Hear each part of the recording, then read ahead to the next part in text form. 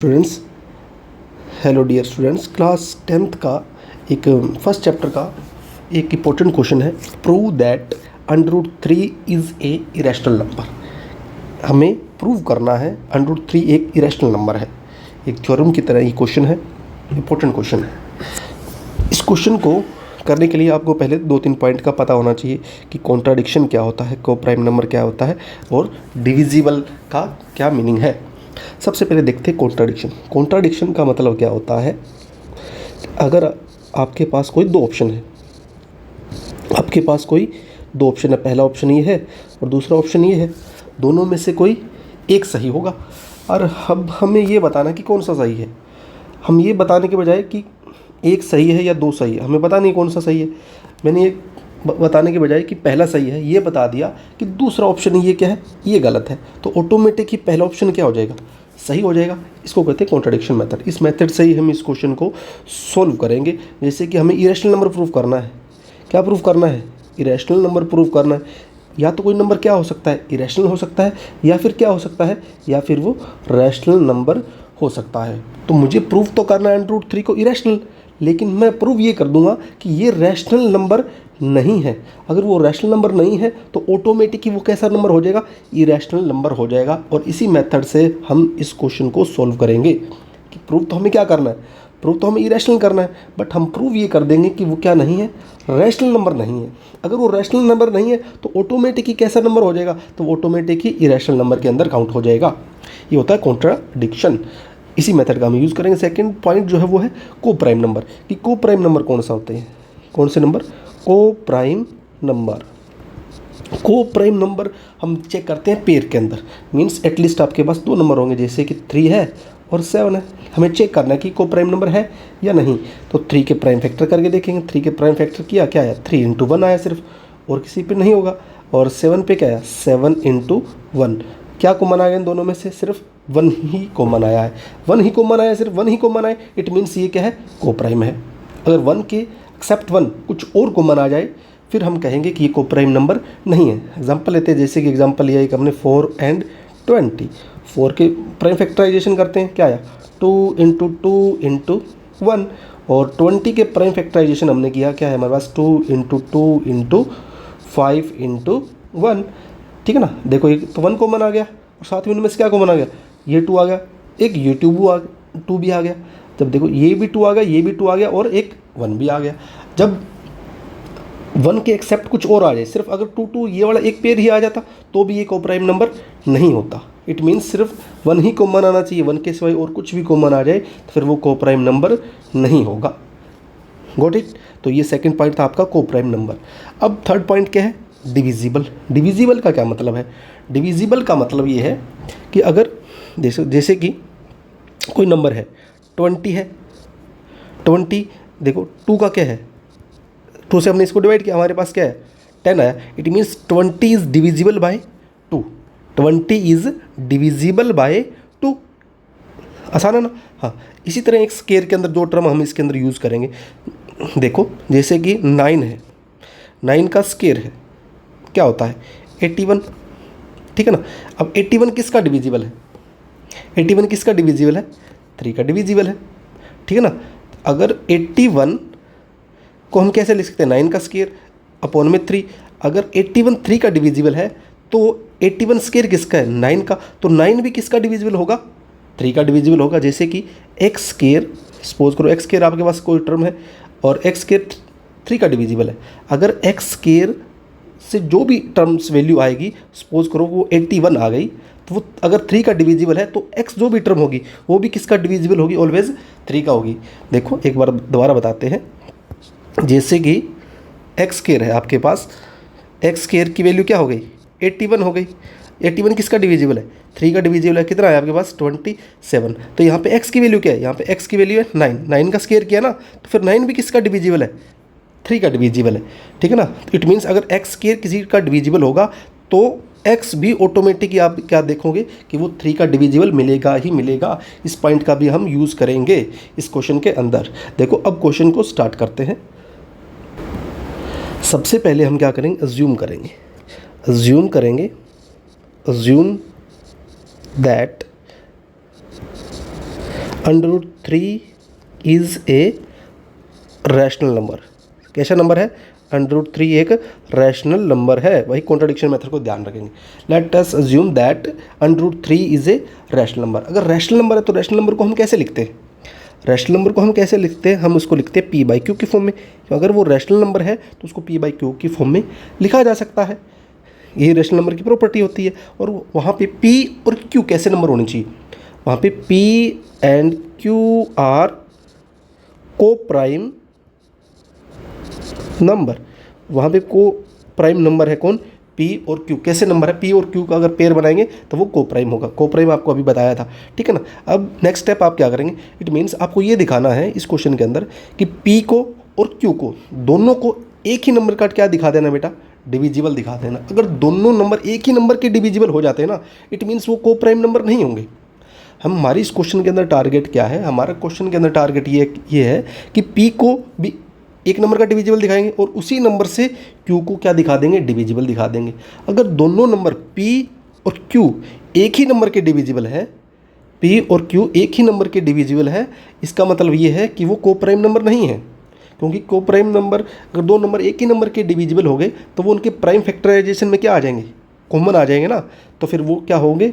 को prime number नहीं होंगे। अगर दोनों नंबर एक ही नंबर के डिविजिबल मिले, जैसे कि 20 है और एक 10 है, दोनों नंबर 2 के डिविजिबल है, तो देखो इसके प्राइम फैक्टराइजेशन करेंगे। 20 के प्राइम फैक्टराइजेशन करेंगे 2 इंटू 5 और 10 के प्राइम फैक्टराइजेशन करेंगे 2 इंटू 5 इंटू 1।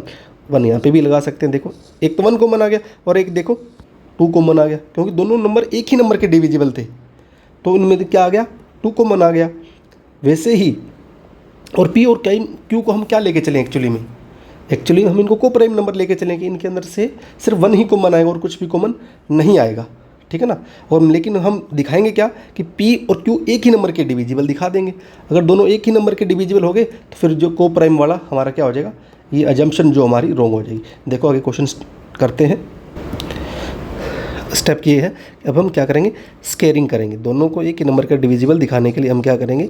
सबसे पहले squaring on both side.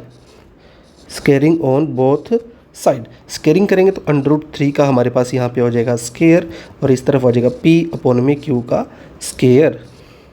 Under root 3 का स्केयर, यहाँ से क्या होगा? स्केयर से रूट क्या हो जाएगा? कैंसिल हो जाएगा। आपके पास सिर्फ क्या बचा? 3 और इस तरफ क्या बचा? पी स्केयर अपॉन में क्यू स्केयर बचा। अब हम नेक्स्ट स्टेप क्या करेंगे? नेक्स्ट स्टेप हम ये करेंगे कि क्यू स्केयर तो इस तरफ ले आएंगे और दूसरी तरफ पी स्केयर अपॉन में क्या बच जाएगा? 3 बच जाएगा। यहाँ पे आपको क्या मिला? P square is divisible by 3 कि पी स्केयर के अपॉन में क्या आ गया? 3 आ गया। और इससे रिजल्ट क्या आ रहा है? क्यू क्या है? एक इंटीजर की जैसा नंबर है। क्यू कैसा है? एक इंटीजर का। और इंटीजर का स्केयर करते हैं तो क्या आता है? Integer. It means P square किसका डिविजिबल हो गया? 3 का। यहाँ से आप क्या रिजल्ट मिला आपको कि P square is divisible by 3। P square is divisible by 3। अगर पी स्केयर 3 का डिविजिबल है तो हमने इस डिविजिबल में पढ़ा था, तो पी इज़ ऑल्सो किसका डिविजिबल होगा? Also divisible by 3। पी भी किसका डिविजिबल होगा? 3 का डिविजिबल होगा। अब देखो अगर पी 3 का डिविजिबल है, नेक्स्ट पॉइंट देखो, अगर पी 3 का डिविजिबल है, इट मीन्स पी कैसे बना हुआ है? P3C। इट मीन्स अगर P3 का डिविजिबल है तो P3 से मल्टीप्लाई होके बना हुआ है। जैसे कि 10 है, 10 2 का डिविजिबल है, 10 से कम्प्लीटली डिवाइड चला जाता है 5 के टेबल पे। 5 आ गया आपके पास, ठीक है ना। तो 5 आ गया। इट मीन्स 10 कैसे बना हुआ है? 10 बना हुआ है 2 इंटू 5 ऐसे। अगर 10 2 का डिविजिबल है तो 10 कैसे बना हुआ है? 2 से मल्टीप्लाई होकर बना है, 2 5 10। ऐसे ही अगर P3 का डिविजिबल है तो P कैसे मल्टीप्लाई होकर बना हुआ है? 3 से मल्टीप्लाई होकर बना है। और किससे मल्टीप्लाई होकर बना है वो हमें नहीं पता, उसको मैंने मान लिया C से। और C यहाँ पे कैसा नंबर है? Where C is any integer. C कैसा नंबर है? C एक इंटीजर के जैसा नंबर है, ठीक है ना। जैसे कि यहाँ पे 10 को मान लेता हूँ मैं 2C। C कैसा? C की वैल्यू यहाँ पे 5 हो जाएगी। वैसे ही क्योंकि 10 किसका डिविजिबल है? 2 का। वैसे ही P किसका डिविजिबल है? 3 का, ठीक है ना। जैसे हमने 10 को 2C लिख दिया, C कुछ भी हो सकता है। जैसे यहाँ पे अगर P की वैल्यू के अकॉर्डिंग C की वैल्यू कुछ भी आ जाएगी, ठीक है ना। p इजिकल टू 3c, और c क्या है यहाँ पे, कोई भी एक इंटीजर है। अब हम क्या करेंगे, हमारा टारगेट अब ये है कि p को हमने 3 का डिविजिबल दिखा दिया, अब हम ये चाहते हैं कि q को भी 3 का डिविजिबल बता दें। फिर हमें इससे ये पता लग जाएगा कि p और q को प्राइम नंबर नहीं है। अगर दोनों एक ही नंबर के हम डिविजिबल दिखा देंगे तो उससे हमारी अजम्पशन रॉन्ग हो जाएगी, और वही हमें करना है, ठीक है ना। p इजिकल टू 3c, लेकिन p की वैल्यू हमारे पास है नहीं, हमारे पास किसकी वैल्यू है, हमारे पास यहाँ देखो किसकी वैल्यू है, हमारे पास तो p स्क्वायर की वैल्यू है, ठीक है ना। तो p स्क्वायर की वैल्यू यहाँ से आपको क्या मिलेगी, p स्क्वायर अपॉन में 3 है, 3 दूसरी तरफ चला जाएगा, तो यहाँ से आपको p स्क्वायर की वैल्यू क्या मिलेगी, p स्क्वायर की वैल्यू आपको मिलेगी p square equal to 3q square, ठीक है ना। वो आप यहाँ पुट कर देंगे, ओके। तो p स्क्वायर की वैल्यू पुट कर दो, p स्क्वायर की हमारे पास वैल्यू है p स्क्वायर की, लेकिन हमारे पास सिर्फ क्या है p, तो p को p स्क्वायर में चेंज करेंगे। स्क्वायर में कैसे चेंज करेंगे, स्क्वेयरिंग ऑन बोथ साइड करके, squaring on both side, squaring on both side, squaring on both side करेंगे, हमारे पास क्या मिलेगा, p का स्क्वायर, और इस तरफ क्या आएगा 3c का स्क्वायर। p स्क्वायर की जगह हम क्या लिख सकते हैं, p स्क्वायर की जगह हम लिख सकते हैं 3q स्क्वायर, और इस तरफ क्या है हमारे पास, राइट हैंड साइड 3 का स्क्वायर करेंगे 9, और c का करेंगे स्क्वायर c स्क्वायर, ओके। अब हम क्या करेंगे, जैसे कि 3q स्क्वायर है, 3q स्क्वायर, 9 को इस तरफ ले आएंगे, 3q स्क्वायर आपके पास यहाँ है, 9 इधर आ जाएगा, इक्वल टू में क्या रहेगा c स्क्वायर, यहाँ पे क्या होगा 3 × 3, 3 3 × 9, क्या बचा आपके पास q स्क्वायर अपॉन में 3 इजिकल टू में c स्क्वायर। यहाँ से आपको क्या मिला कि q स्क्वायर किसका डिविजिबल हो गया, 3 का, क्यों, तभी हमारे पास कोई क्या आया, इंटीजर आया ना। c कैसा नंबर है, इंटीजर, इंटीजर मीन्स 1 2 3 4 5 या -1 -2 -3 ऐसा कुछ नंबर आया, इट मीन्स q स्क्वायर जो है कम्प्लीटली डिवाइड हुआ किससे, 3 से, तभी एक इंटीजर मिला। c कैसा नंबर है हमारे पास, हमने इंटीजर माना था, और इंटीजर का स्क्वायर करेंगे तो भी कैसा नंबर होगा, इंटीजर ही होगा। इट मीन्स हमारे पास ऐसे इधर क्या आया, हमारे पास एक इंटीजर ही आया। इंटीजर क्यों आया, नहीं, क्यू स्क्वायर को 3 से डिवाइड करने पे हमारे पास इंटीजर मिल रहा है, इट मीन्स क्यू स्क्वायर जो है वो कम्प्लीटली डिवाइड होगा किससे, 3 से। यहाँ से आप क्या ये लिख सकते हैं कि Q square is divisible by